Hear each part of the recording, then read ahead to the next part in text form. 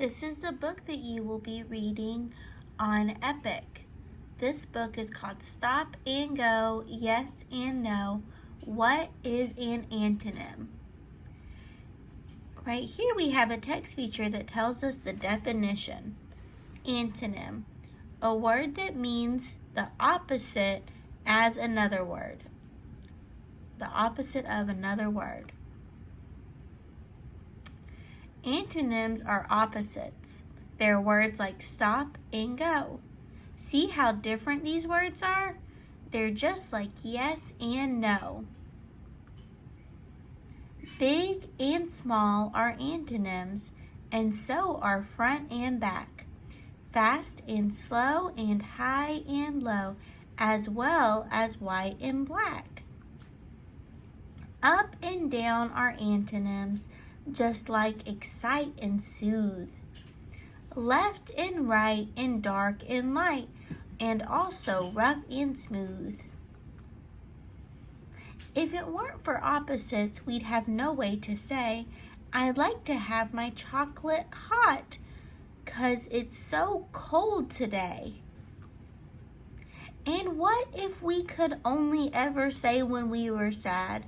Because of antonyms, when things are right, we'll say we're glad. Like safe compared to dangerous, like heavy is to light. Shy to bold and young to old, and even dim to bright. They're opposite in meaning, as in quietly or loudly. They show a total contrast, just like shamefully and proudly. Sometimes antonyms are made with un before a word.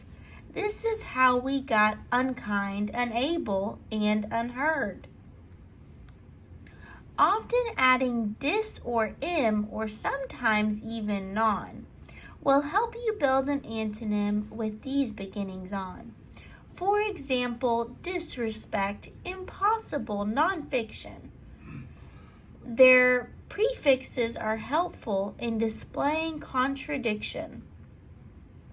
Antonyms help us divide surrounded from alone and help compare the famous to the totally unknown.